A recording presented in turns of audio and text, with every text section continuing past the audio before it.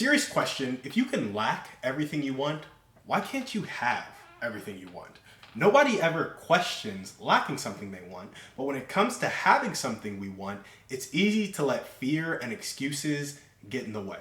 So Zig Ziglar had this great quote: you can have everything you want in life if you just help enough other people get what they want.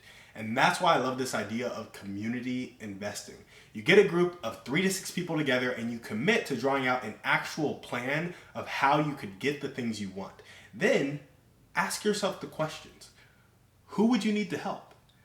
How could you help them without spending your time or capital doing it? It's important to realize that if you lack something in life, it's simply because you're not helping enough other people get what they want. Basically, you're being selfish. Go get everything you want in life by helping other people get what they want and becoming a person who can do that consistently. So I talked about a lot of things in that first minute, and I want to dive a little bit deeper into some of them. The first thing is go after what you want. Why would I tell you that? When I first started this, I was saying that a lot of people focus on the fact that they don't have or that they don't want, and they're focusing on what they lack, and they're okay with that. It's like, I don't have money, and that's okay. I don't have great relationships, and that's okay. I don't have great health, and that's okay. But it begs the question, why is that okay? Like, who told you that that's okay? Because the second you say, hey, why don't you go get rich? They're like, well, that's not okay. Or why don't you go get healthy? That's not okay. That's crazy. I don't want to be too intense. I don't want to be too this. I don't want to be too that. I don't want to stray from the status quo and risk other people judging me or other people wanting to come for me. And so there's a lot of societal pressure around being average, because when you're average, the most amount of people will like you because you're average, or they'll at least allow you to be how you are without getting confrontation, right? But it's really hard because what you want is very possible. Like, there are people who are rich, there are people who are healthy, and there are people who have great relationships. And so if there are other people who are doing it, why can't you? And so when I'm really telling you to go after what you want, it's like, get clear on what type of relationships you want, what type of income you want, and what type of health you want. And then figure out what you would need to do to have all of that. Because it's really funny. We all work jobs from 9 to 5, and it's like, okay, I'm making 60,000, 70,000, 80,000, 120, 150, 220,000 a year, whatever it may be. Your salary is limited because you're exchanging your time for dollars, right? But if you just worked on a business in that same time frame, from 9 to 5, it would be the same time as your job, and then you'd have all that other time to do health and family stuff. But your income is disproportionately high. And the beautiful part about this is when your income is disproportionately high, you can set up the systems to where you can work 4 hours a day, 5 hours a day. Now you have more time to spend with your family, more time to spend on your health. And so actually going after what you want, because you're crystal clear on it, will allow you to get more of it. Because if you never think about what you want, how can you get what you want? And so the first step is to really get rid of those limiting beliefs. We all have these beliefs that get reinforced all throughout our life by our thoughts, our emotions, our actions, and our results. Because of the results we continue to get, we doubt that we can get better results. Because of the actions we continue to take, we doubt we can take better actions. Because of the feelings we constantly feel, we doubt we can feel other feelings. And because of the thoughts we constantly have, we doubt we can have other thoughts. And so by actively choosing to have different thoughts, take different actions, feel a different way, and get different results, you will start to change your life. You'll start to change your identity, and you'll accept a new one.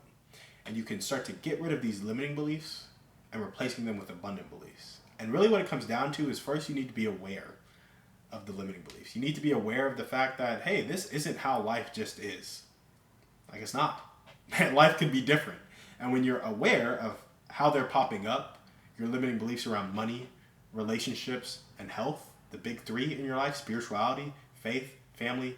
It's faith, family, fitness, finances, and friends, right? Your limiting beliefs around those 5 concepts in your life are stopping you from experiencing them to the fullest extent.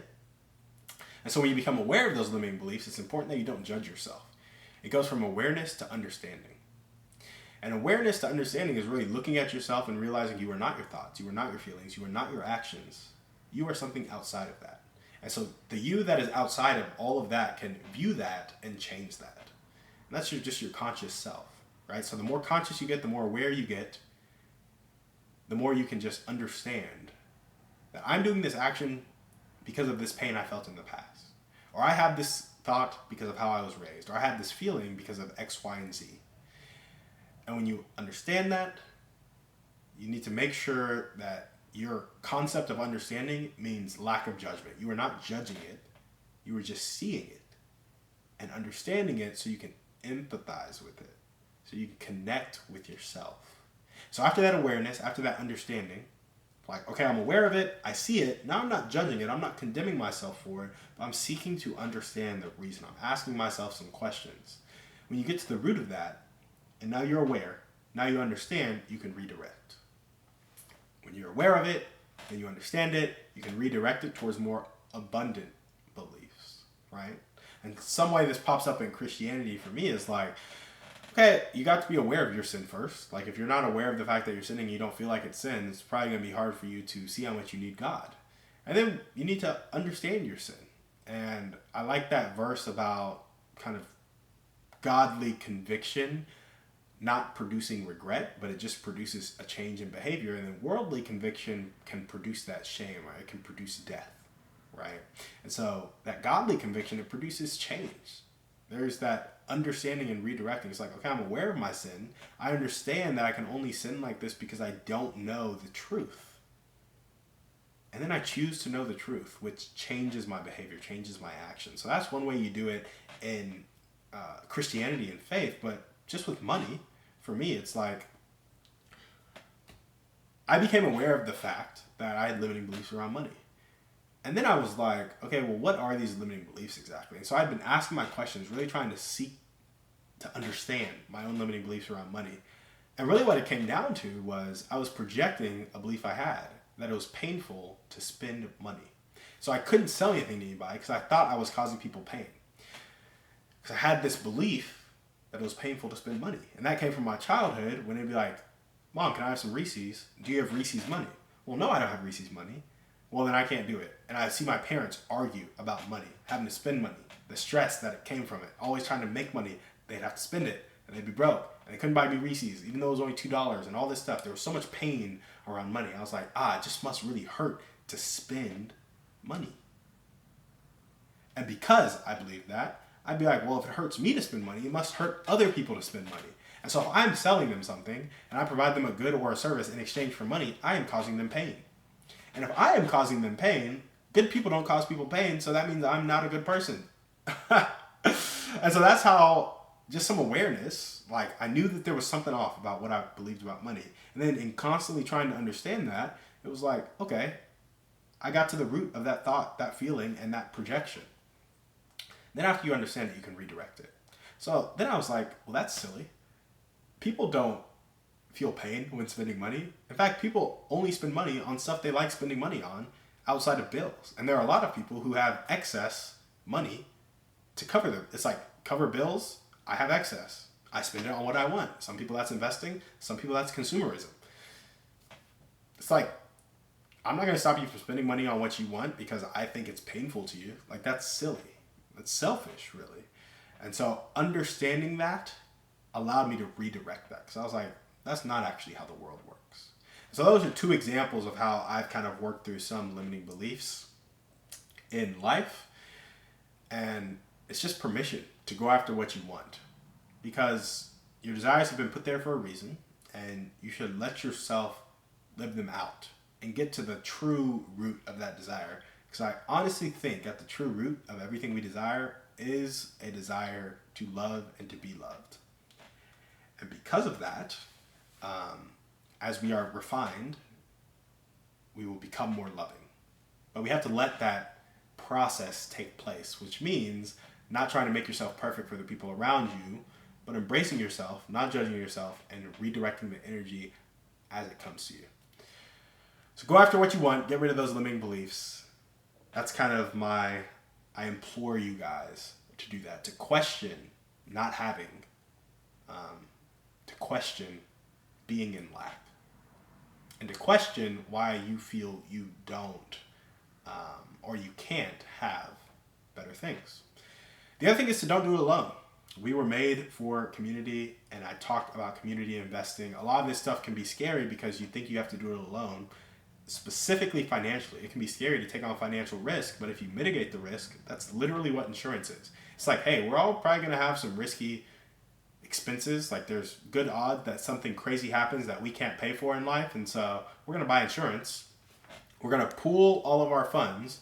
Then we're going to invest those funds to take care of these big expenses that will come way down the road. That's literally the insurance business. And so as you pool funds with a community of people you don't even know to cover expenses you don't even think you'll have or don't even know you'll have, but it's good to be safe just in case, it's the same thing here.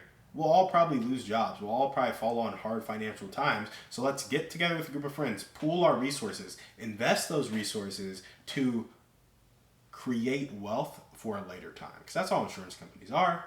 Health insurance, pooling funds for surgeries later. Life insurance, pooling funds for unexpected death. Right? Let's do the same thing for wealth.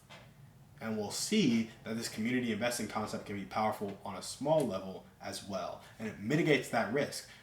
Would it still suck to die? Yes. Yes, it would still suck to die. But when you have life insurance, your spouse is taken care of. So at least there's some peace of mind, and that risk is now less scary. Same thing with health insurance. Would it suck to have surgery? Yes. But if you could pay for it, it's less of a problem. So would it suck to lose your job? Yes. But inevitably a lot of us will. And it would be way less painful if you had assets that produced income for you. Would it suck to go bankrupt? Yes, it would. But it would be much better if you had a community of people around you that would help you out of that bankruptcy. And so when you go into community investing, you're mitigating the risk and you're allowing yourself to compound other people's resources. So mitigating risk and including leverage to increase the speed of compounding. So that's why I say don't do it alone. Do the community investing thing because A, you're already doing it with insurance. You're already doing it with banks. You're already taking part in it. You're just not taking part in the profits of it. So start taking part in the profits of it. And to do community investing well, you need a clear action plan. And that really looks like, what is everybody's role? What are we actually doing? So yes, I'm going after what I want. I'm getting rid of these limiting beliefs. I'm not doing it alone, but what are we actually doing? We're putting this money, we're just going to put it in the stock market? Well, probably not, because you want to be able to access leverage that you wouldn't otherwise be able to access so you can get outsized returns.